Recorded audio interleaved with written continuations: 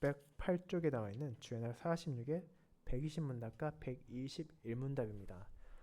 주기도문을 시작하는 첫 표현을 통해 우리가 누구에게 기도를 드리고 있는지, 또 그분이 우리와 어떤 관계인지를 고백하는 교리문답 주애날 46을 교독하도록 하겠습니다. 하이데베르 교리문답 주애날 46 제120문. 그리스도께서는 왜 우리에게 하나님을 우리 아버지라 부르라고 명령하셨습니까? 우리 기도의 맨 첫머리에서 우리 기도의 기초가 되어야 하는 하나님을 향한 어린아이와 같은 공경과 신뢰를 우리 안에 일깨우시기 위함입니다. 하나님께서는 그리스도로 말미암아 우리의 아버지가 되셨으며, 우리가 믿음으로 구하는 것을 우리의 아버지들이 지상의 일들을 거절하지 않는 것 같이 더욱더 거절하지 않으실 것입니다. 제121문. 왜 우리 아버지란 말에 하늘에 계신이란 말이 덧붙여집니까? 하늘에 계신이란 말은 우리에게 하나님의 하늘의 위엄을 지상의 방식으로 생각하지 않도록, 그리고 우리가 몸과 영혼에 필요한 모든 것을 아버지의 전능하신 능력으로부터 기대하도록 가르칩니다. 말씀 묵상은 찬송 2장 1, 2, 3절을 통해 사도신경을 고백하는 찬송 63장 1회 1비 8절을 이어서 부르도록 하겠습니다.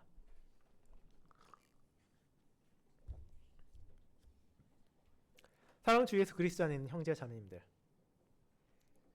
교회에 어느 정도 시간 다니게 된 신자들은 너무나 자연스럽게 그들의 기도 가운데 사용하게 되는 표현이 있습니다. 그것은 주기도문을 시작하는 하늘에 계신 우리 아버지여 라는 표현입니다. 우리는 하나님에 향한 이 고백을 주님께서 가르쳐 주신 기도를 드릴 때 사용할 뿐 아니라 우리의 일상의 기도 가운데서도 특별한 생각 없이 습관적으로 사용하기도 합니다. 하지만 이 짧은 표현 안에 들어있는 진리는 결코 가벼운 것이 아닙니다. 이 안에는 우리가 받은 은혜가 얼마나 크고 놀라운지가 담겨있을 뿐 아니라 그를 위해 치러진 대가가 우리가 상상할 수 없는 것임을 보여주고 있습니다. 이와 시작되는 우리의 기도를 구약시대 언약 백성들이 들었다면 그들은 깜짝 놀라며, 아니 어떻게 여러분은 하나님을 감히 그렇게 부를 수 있느냐고 물어보았을 것입니다. 그들 역시 하나님의 은혜 가운데 그분을 섬기고 그분의 돌봄으로 살아가고 있었지만 이스라엘에게 있어 하나님의 거룩하심과 위엄은 감히 그분을 아버지라 부를 생각을 할 수 없게 했고, 하나님의 두려운 공의 앞에 자신을 한없이 낮추며 심지어 그분께서 자신의 언약 백성들에 주신 언약의 이름까지도 직접적으로 부르는 것을 피할 정도였기 때문입니다. 그런데 오늘날 우리는 이렇게 기도하고 있습니다. 그 이유는 이 땅에 오신 우리 주 예수 그리스도께서 기도를 가르쳐달라는 제자들의 요청에 따라 기도를 알려주시면서 그 기도의 시작을 그렇게 하라고 하셨기 때문입니다. 그분께서는 우리가 바라는 것, 우리의 필요, 우리의 소망이 아니라 먼저 우리가 대체 누구에게 기도를 드리는지를 바르게 깨닫게 하실 뿐 아니라 그 기도의 유일한 대상이신 하나님께서 바로 하늘에 계신 우리의 아버지이심을 전해주셨습니다. 그렇게 교리문답 주애날 46은 주님께서 가르쳐주신 이 기도의 시작이 우리의 기도의 기초가 되어야 함을 고백합니다. 우리가 누군가와 대화를 할 때, 누군가에게 무언가를 부탁할 때 그 대상이 누군지를 바르게 알지 못한다면 대화와 부탁 모든 것이 엇나갈 수 있는 것처럼, 우리가 기도를 드리지만 정작 그 기도의 대상에 대해 바르게 알지 못한다면 우리의 기도 전체가 흔들릴 수밖에 없기 때문입니다. 그렇게 우리는 기도의 대상이신 하나님을 바르게 알고 그분과의 관계를 깨달을 때 이 기도 안에 담겨있는 자녀로서 하늘 아버지를 향한 신뢰와 경외심 가운데 하나님께 나아가게 될 것입니다. 저는 그와 같은 진리를 담고 있는 주애날 46을 하늘에 계신 우리 아버지께 드리는 기도라는 제목으로 설교하며 이 안에 담겨있는 놀라운 복음의 진리를 세 부분으로 나누어서 저와 여러분의 기도 안에서도 그런 하늘 아버지만을 향한 기도가 멈추지 않기를 소망합니다. 이를 첫 번째로 아버지께 드리는 기도, 두 번째로 하늘에 계신 아버지께 드리는 기도, 세 번째로 하늘에 계신 우리 아버지께 드리는 기도라는 대지로 나누어 살펴보도록 하겠습니다. 먼저 아버지께 드리는 기도에 대해 알아보겠습니다. 형제자매 여러분, 우리는 지난 주일 언약의 10가지 말씀에 이어지는 하이델베르 교리문답 제3부의 마지막 부분인 기도를 시작하는 주의 날 45를 함께 살펴보았습니다. 그 안에 담겨있는 것은 우리에게 너무나 친숙하지만 동시에 그것을 정의하라 한다면 어려움을 느낄 수 있는 기도가 대체 무엇인지에 대한 것이었습니다. 기도를 어떻게 드려야 하는지, 어떤 내용을 담아야 하는지, 그리고 그 안에서 무엇을 기대해야 하는지가 이 짧은 문답들 안에서 우리는 함께하며 중요한 진리를 고백하게 되었습니다. 그렇다면 기도란 대체 무엇입니까? 교리문답 116문답과 그것이 인용한 시편 50편과 함께 우리는 기도라는 것이 성도에게 있어 감사의 가장 중요한 부분이라는 것을 먼저 고백하였습니다. 기도에 다양한 요소가 있는 것은 사실입니다. 그 안에 담겨야 할 내용도 적지 않습니다. 하지만 무엇보다도 우리는 기도를 드릴 때마다 하나님께서 베푸신 값없는 은혜에 감사하며 그분께 나아가야 합니다. 그분께서 우리를 구속해 주셨고 우리에게 자비의 손길을 내밀어 주셨으며 그분께서 우리로 하여금 생명의 길을 깨닫게 하셨으며 무엇보다도 우리에게 기도할 수 있게 하셨기 때문입니다. 우리의 상황과 환경에 무관하게 이 크신 은혜가 주어졌기에 그리고 그것이 항상 흔들리지 않게 우리는 세상에서 무엇을 마주한다 하더라도 하나님께 기도드릴 수 있고 그 기도할 수 있음에 감사해야 했습니다. 하지만 그런 기도를 드리는 우리의 자세는 어떠해야 합니까? 우리는 기도를 드릴 때 결코 자기 자신을 높이거나 내세우려는 생각을 해서는 안 됩니다. 기도를 받으시는 하나님의 존귀하심을 알고 기도를 드리는 나의 부족함을 알기에 우리는 감사함의 기도를 드리지만 그런 기도를 드리는 자세는 언제나 겸손해야 하기 때문입니다. 주님께서 가르쳐 주신 기도 드리는 바리새인과 세리의 비유에 나오는 것처럼 우리가 아무리 선을 행하고 훌륭한 삶을 살며 세상에서 존중을 받는다 하더라도 그런 나는 여전히 하나님 앞에서 부족하며 죄인이며 그분의 은혜를 절실히 필요로 하는 존재이기 때문입니다. 그렇게 우리는 세리와 같이 하나님 앞에 자신의 죄와 슬픔을 고백하며 스스로를 겸손히 낮추고 하나님께 은혜를 구하는 기도를 드려야 합니다. 그렇게 우리는 겸손하게 감사하며 기도드리지만 동시에 기도에 대한 확신을 가집니다. 만약 우리가 자신만을 바라본다면 하나님께서 우리의 기도를 들어주실 아무 이유도 없다는 것을 알게 될 것입니다. 그분께서는 내게 빚진 것이 없으시고 내가 하나님께 무언가를 요구할 자격도 내 안에는 없기 때문입니다. 그럼에도 우리는 기도할 수 있고 또 기도의 응답을 기대할 수 있습니다. 그 이유는 우리 안에 있는 것이 아니라 오직 그리스도의 공로에 의지하고 있습니다.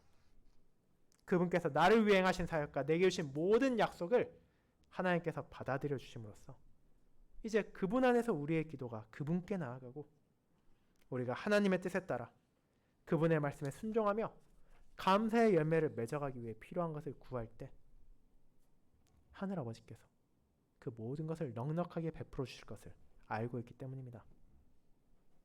그렇게 우리는 기도를 드릴 때 감사하며 드리고 겸손히 드리며 또한 확신을 가지며 드릴 수 있다는 것을 다 함께 고백한 바가 있습니다.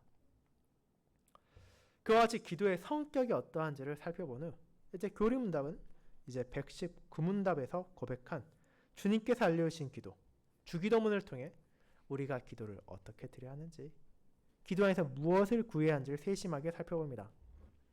그것을 시작하는 주의 날 46은 어쩌면 우리가 무심코 지나가기 쉬운 짧은 표현 하늘에 계신 우리 아버지에 주목합니다. 이는 우리에게 너무나 친숙한 표현입니다. 비록 우리가 매번 기도를 드릴 때마다 이 표현을 그대로 사용하진 않는다 하더라도 우리가 하나님을 아버지라 부르며 기도하는 것은 신자에게서 너무나 자연스럽고 이상할 것이 전혀 없기 때문입니다. 그것은 저의 기도에 있어서도 여러분의 기도에 있어서도 분명 계속되고 있을 것입니다. 그러나 앞서 서론에서 말씀드렸던 것처럼 그것은 실제로 신약 시대가 된 후에야 성도에게 주어진 놀라운 은혜였습니다. 본래 신자는 하나님을 아버지라 부를 수 없는 자가 되었기 때문입니다. 하나님께서 첫 사람인 아담과 하와를 만드셨을 때 그들은 분명 하나님을 아버지라 부를 수 있는 존재였습니다. 그들은 하나님의 형상대로 지음받았고 하나님과의 아름다운 관계 안에서 그분의 돌보심을 받고 그분의 뜻에 따라 살아가고 있었기 때문입니다. 하지만 어떤 일이 일어났습니까? 그들이 하나님의 뜻을 거부하고 죄의 나락으로 떨어짐으로 인해 그 관계는 파괴되었습니다. 우리의 본성은 철저히 부패하게 되었고 하나님을 사랑하는 자녀가 아닌 그분을 대적하는 원수가 되었으며 진노와 마귀의 자녀가 되어버렸습니다. 거룩하신 하나님께 나아갈 수 없는 비천한 존재가 된 것입니다. 그렇게 구약 성경 안에서도 분명 언약 백성들이 하나님의 돌보심을 고백하고 그분의 부성적인 사랑에 대해서 인지하고 있었지만 그럼에도 감히 하나님을 아버지라 부르며 기도하는 표현은 찾아볼 수 없었습니다. 그렇다면 어떻게 우리는 하나님을 아버지라 부를 수 있게 되었습니까? 구약의 성도와 신약의 성도와 무엇이 다르기에 구약의 언약 백성들은 감히 사용할 수 없던 호칭을 신약의 성도들은 자유롭게 사용할 수 있게 되었습니까?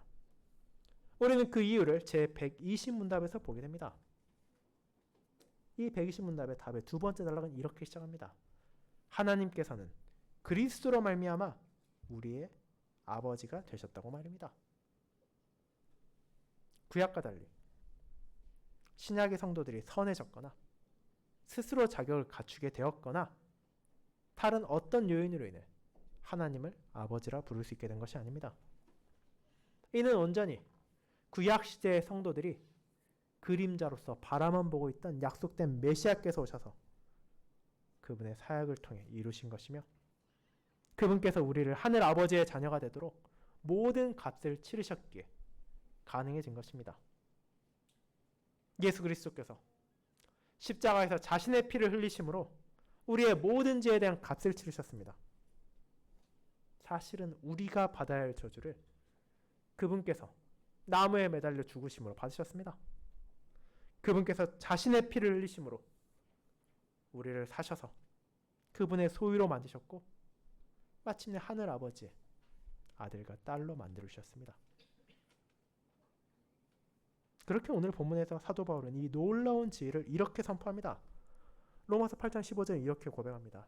너희는 다시 무서워하는 종의 영을 받지 아니하고 양자의 영을 받았으므로 우리가 아빠, 아버지라고 부르짖느니라. 우리는 더 이상 하나님을 두려워하는 존재로서 살아가지 않을 수 있게 되었습니다. 우리는 비천한 종으로서 하나님께 나아가는 것이 아니라 아버지의 적법한 자녀로서 하나님께 기도로 나아갈 수 있게 되었습니다. 그 모든 것은 내가 특별해서가 아니라 내가 자격이 있어서가 아니라 오직 그리스도의 공로로 그분의 영인 양자의 영 성령께서 우리 안에 거하시기 때문입니다. 그렇습니다. 그렇게 우리는 하나님을 아빠라고 부를 수 있게 되었습니다. 아버지라고 부르며 기도할 수 있게 되었습니다. 구약의 성도들이 간절히 바랬지만 그들은 누리지 못하고 바라만 보았던 복음이 성취되었기 때문입니다. 그렇다면 우리가 하나님을 아버지라 부르게 되면 그분께서 우리의 아버지 되심은 우리의 기도에 있어서는 어떤 영향을 줍니까? 120문답의 시작은 이를 다음과 같이 전합니다. 우리의 기도의 맨 첫머리에서 우리의 기도의 기초가 되어야 하는 하나님을 향한 어린아이와 같은 공경과 신뢰를 우리 안에 일깨우시기 위함입니다. 라고 말입니다. 그렇습니다. 주님께서는 자신의 제자들에게 그리고 우리들에게 기도를 가르쳐 주시면서 우리가 마치 주인에게 나아가는 종과 같이 무서워 떨며 나아가기를 원하지 않으십니다. 혹시라도 벌을 받을까 두려워하는 종의 마음이 아니라 나를 돌보고 나를 지켜주시는 아버지를 향해 나아가는 자녀의 마음으로 기도드리게 하신 것입니다. 그렇게 우리는 하나님을 전적으로 신뢰하는 자녀의 자세로 기도드릴 수 있습니다. 물론 이와 같은 신뢰가 우리의 자세를 해이하게 만들어서는 안 됩니다. 우리가 잊지 말아야 하는 것은 부모를 향한 신뢰만이 아니라 공경의 태도 역시 이 기도 안에 담겨 있다는 진리입니다. 이 신뢰와 공경이 어떻게 함께 나타날 수 있는지는 우리가 육신의 부모님을 대하는 어린 자녀들을 떠올려 볼 때 쉽게 이해할 수 있습니다. 아주 어린 자녀들은 장성한 자녀들과 다른 방식으로 그들의 부모에게 나아갑니다. 자녀들이 어느 정도 나이가 들고 자기 생각을 가지게 되면 부모를 대할 때도 공경과 신뢰가 많이 퇴색되기 마련입니다. 부모의 잘못된 모습을 볼 때도 있고 그들의 한계를 경험할 때도 있으며 자기 자신의 죄악으로 인해 부모를 순수한 마음으로 대하지 못할 때가 있기 때문입니다. 하지만 어린 자녀들은 어떻습니까? 어린 자녀들이 그들의 아버지, 어머니에게 어떻게 나옵니까? 의심하고 염려하며 나아갑니까? 그렇지 않습니다. 그들은 부모가 자기를 사랑한다는 것을 확신하며 내게 좋은 것을, 내게 필요한 것을 줄 것을 의심하지 않습니다. 그렇게 기쁨으로 부모에게 나오며 부모와 더 많은 대화를 나누기를 원하고 더 많은 시간을 함께하기를 소망합니다. 하지만 동시에 어린아이라 하더라도 자기가 잘못을 했다면 어머니와 아버지가 자신을 바른 길로 돌아오도록 꼬집기도 하고 혼낼 수도 있다는 것을 알며 그 안에 바른 경외심도 품기 마련입니다. 그것이 바로 기도를 드릴 때 우리가 갖춰야 할 어린아이와 같은 자세입니다. 공경과 신뢰는 별개의 것이 아니라 친정 부모를 신뢰하는, 부모를 사랑하며 경외하는 자녀로서 함께 나타나야 하는 것입니다. 그렇게 바울의 서신에서 나타난 것처럼 우리가 하나님의 영으로 말미암아 하나님의 자녀가 되었다면 이제 그런 자녀로서 입으로만 하나님을 아버지라 아빠라 부르는 것이 아니라 그분께 나아가는 기도 안에서도 자녀의 태도를 갖춰야 합니다. 그것이 교리문답이 전하는 주님께서 우리에게 알려주신 주기도문의 첫 시작이 담고 있는 복음입니다. 그리스도의 공로로 말미암아 우리가 하나님의 자녀가 되었다면 하나님의 자녀로서 기도드리라는 것입니다. 아버지를 사랑하며 기도하고 아버지를 공경하며 기도하며 아버지를 신뢰하며 기도하고 그런 기도를 어린 자녀가 부모에게 하듯이 쉬지 않고 계속해서 바쳐야 하는 것입니다. 사랑하는 형제자매 여러분, 이와 같이 여러분이 기도를 드릴 때마다 지금 우리의 아버지에게 기도를 드린다는 사실을 잊지 않으시길 바랍니다. 만약 우리가 종으로서 주인에게 나아간다면 우리는 잘못을 고백하는 것도 도움을 요청하는 것도 너무나 두렵고 무서울 수밖에 없을 것입니다. 혹시라도 내가 주인에게 쓸모없는 존재가 되어 버림받진 않을지, 내 부족함으로 인해 처벌받게 되는 것은 아닌지 염려하며 쉽게 기도하지 못할 것입니다. 하지만 하나님께서는 아버지로서 우리의 기도를 들어주십니다. 자녀가 아버지에게 나아가는 것은 어떤 자격이 있어서가 아니라 세련된 문장을 사용해서 달변으로 나아가는 것이 아니라 그저 아버지를 사랑하며 아버지를 신뢰하며 아버지를 공경하며 나아갈 뿐입니다. 정직하게 자신의 필요를 고백하고 자신의 부족함을 인정하며 필요할 땐 도움을 요청하고 자신과 함께 해주기를 간절히 바라는 것이 아버지를 향한 어린 자녀의 기도인 것입니다. 그렇게 우리가 기도를 드릴 때 어린아이의 자세를 잊지 말아야 합니다. 세상이 우리 안에 심으려 하는 의심과 염려와 두려움을 내려놓고 그리스도 안에서 하나님의 자녀된 복을 누리는 자로서 나를 부르시고 나의 기도를 들으시는 하나님을 향해 쉬지 않고 기도로 나아가도록 합시다.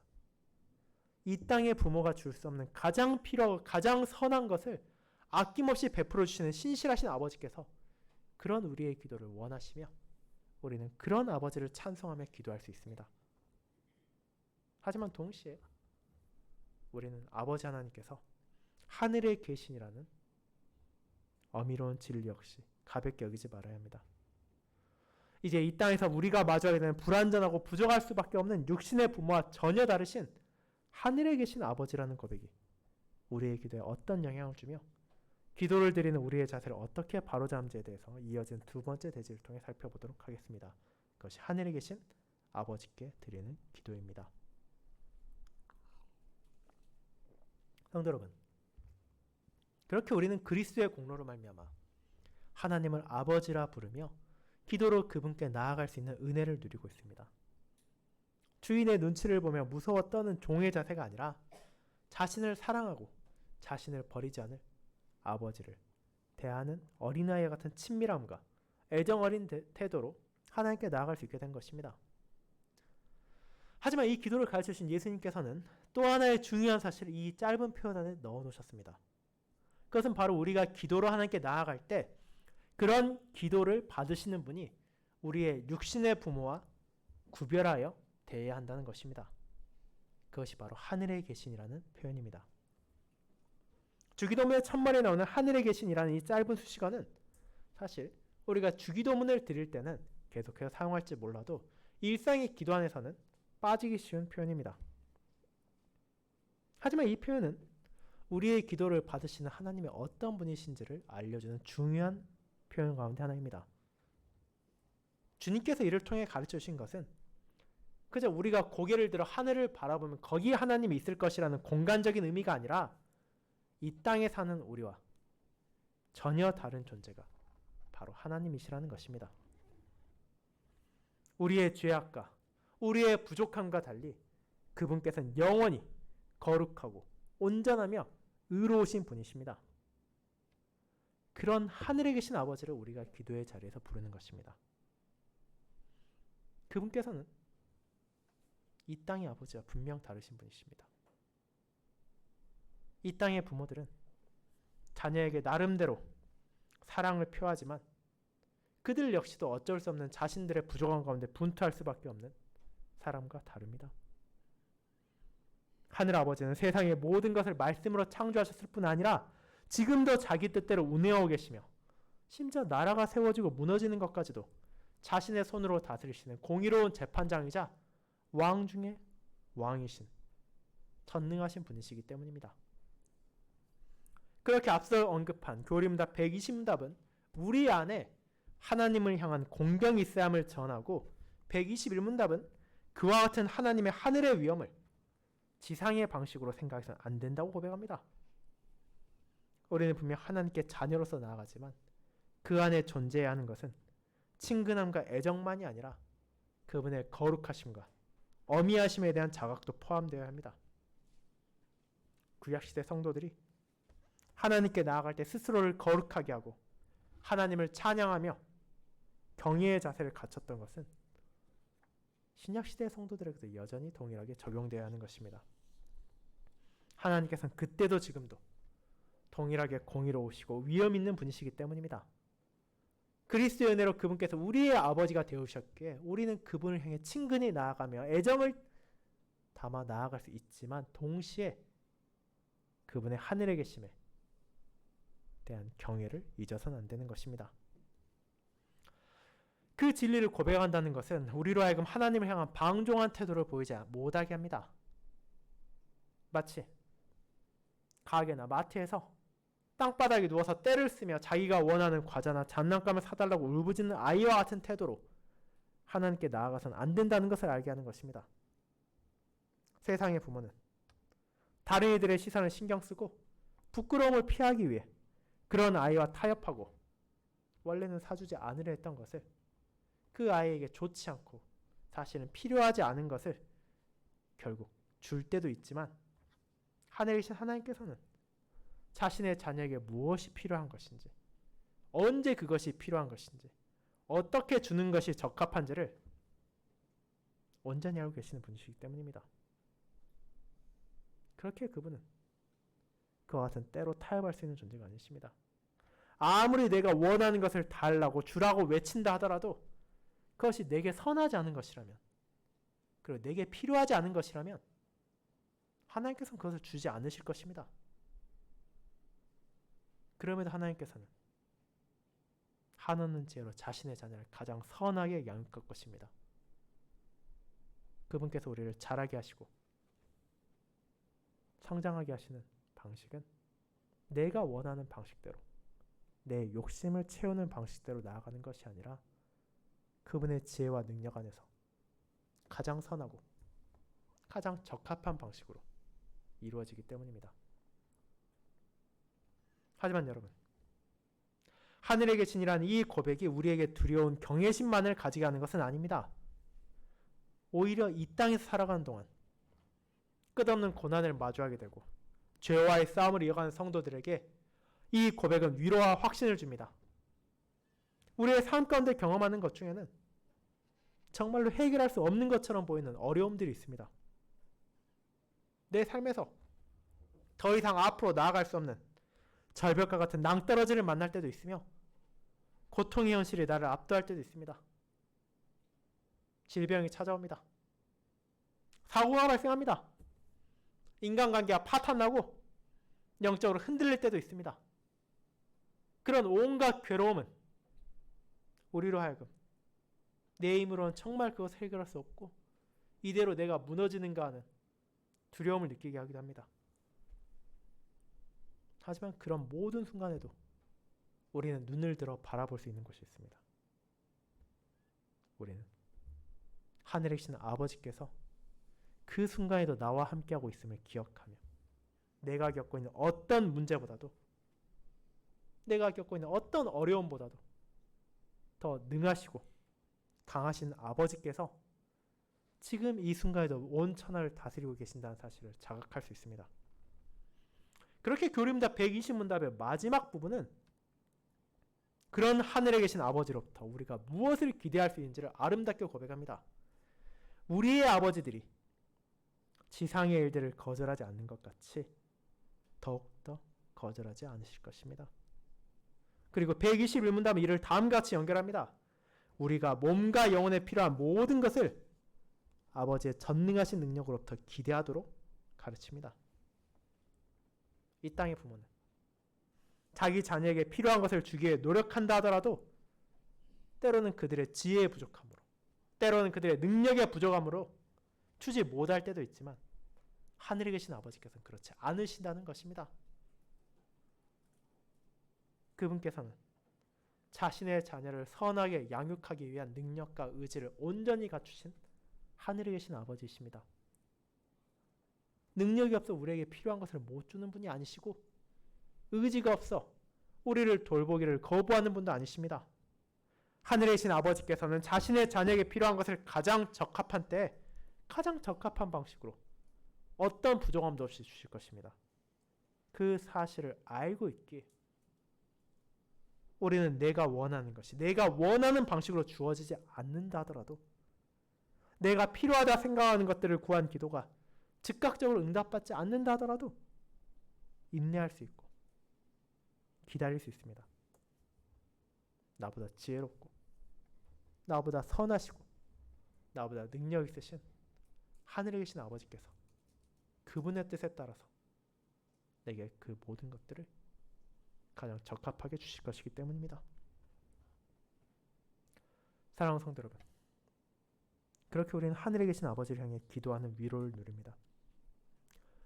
물론 그분께서 지상에 주신 우리의 육신의 부모들도 우리를 사랑하고 우리에게 필요한 것을 주기 위해 노력할 것이지만 그들과 비교할 수 없이 지혜와 능력이 충만하신 하늘 아버지께서 믿음으로 그분께 나아오는 자녀들에게 완벽한 응답을 하실 것이기 때문입니다.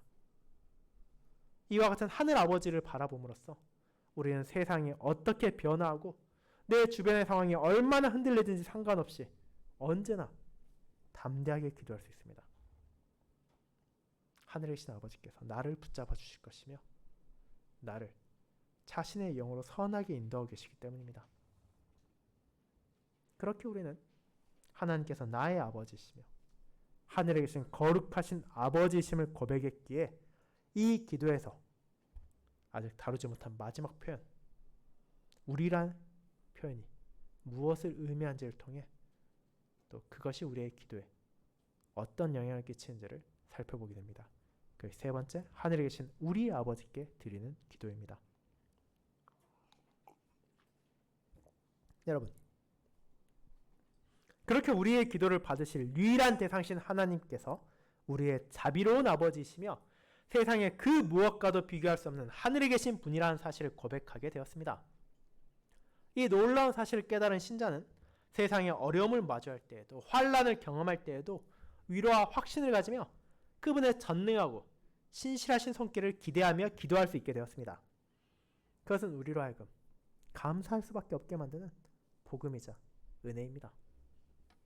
하지만 주님께서는 우리가 놓치지 말아야 할 또 하나의 중요한 진리를 이 기도의 첫 단어 안에 자리 잡게 하셨습니다. 그것은 바로 하나님께서 나만의 아버지가 아니라 우리의 아버지라는 고백입니다. 이를 통해 주님께서는 우리들이 기도를 드릴 때마다 나만이 하나님의 자녀가 아니라는 사실을 기억하게 하십니다.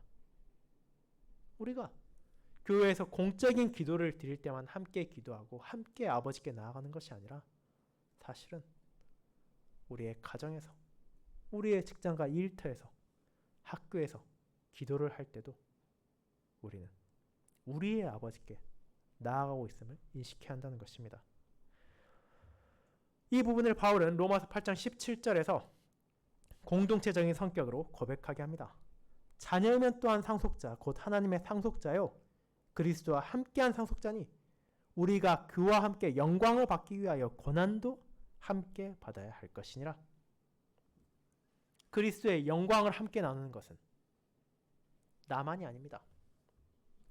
그리스도의 고난에 참여하는 것도 나라는 한 명의 개인만이 아닙니다. 우리가 그 자리에 함께합니다. 우리가 예수 그리스도와 함께합니다. 우리가 비록 피 한 방울도 섞이지 않았다 하더라도 그분의 보혈 안에서 믿음으로 하나가 되어 영광스러운 하나님의 자녀들이 되었기에 그들이 함께 상속자가 되어 하나님의 나라를 바라보며 함께 기도로 나아가게 됩니다. 우리는 그리스도 안에서 진실로 하나가 되었고 기쁨도, 고난도, 슬픔도, 즐거움도 나누게 되었습니다. 이것은 세상의 기준이나 생각과는 너무 다른 것입니다. 세상은 수많은 기준으로 사람들을 서로 가르고 나누려 합니다. 재산에 따라, 신분이나 지위에 따라, 나이에 따라, 성별에 따라, 정치적 성향이나 호불호에 따라 끊임없이 서로를 가르고 공격하게 합니다. 자기 편을 지키고 상대편을 공격하기 위한 위협과 비난이 끊이질 않습니다. 하지만 성도들은 어떻습니까? 우리 모두가 동일합니까? 우리가 동일하지 않습니다. 우리의 나이도 다르고 성별도 다르고 배경도 다르며 각자의 환경도 다르며 각자가 받은 선물이 동일하지 않습니다. 그럼에도 불구하고 신자는 서로를 가족이라 부릅니다. 다른 사람을 여기지 않습니다. 내가 기도해서 부르는 하늘 아버지가 바로 나의 지체의 하늘 아버지시기도 한다는 사실을 알고 있기 때문입니다. 아무리 사회적 신분이 다르고 살아온 배경이 다르며 정치적인 사회적인 견해가 다르다 하더라도 우리 모두는 동일한 하늘 아버지 아래에 있는 가족이고 형제며 자매라는 사실을 기도를 시작하는 우리라는 표현 안에서 고백하기 때문입니다. 그러므로 진심으로 주기도문을 통해 하늘 아버지께 나아가는 신자들은 세상의 분열이 자신 안에 스며들 수도 없고 그래서도 안 된다는 사실을 깨닫게 됩니다. 이와 같이 우리 아버지라는 고백은 이 땅에 살아가는 성도들이 큰 위로를 줍니다. 인생의 모진 풍파 가운데 우리는 나 홀로 그리스도의 고난에 함께하는 것처럼 느낄 수도 있습니다. 나만이 고독한 죄와의 투쟁을 계속하고 있으며 내 주변 사람들 모두가 모르며 나밖에 진리를 모르는 것 같다는 외로움을 마주할 때도 있습니다. 때로는 고립된 것 같다는 느낌도, 때로는 외로움에 사무칠 때도 찾아올 수 있습니다. 하지만 정말로 그렇습니까? 나의 감정으로, 나의 경험으로 그런 일이 있을 수 있지만 하나님께서 정말로 나만을 그분의 자녀로 부르시고 나만을 그리스도의 고난에 함께하게 하셨습니까? 그렇지 않습니다. 나와 함께 그 모든 고통을 함께 지나가고 있는 형제 자매들이 있습니다. 과거에도 지금도 앞으로도 신자는 결코 홀로 서 있지 않습니다.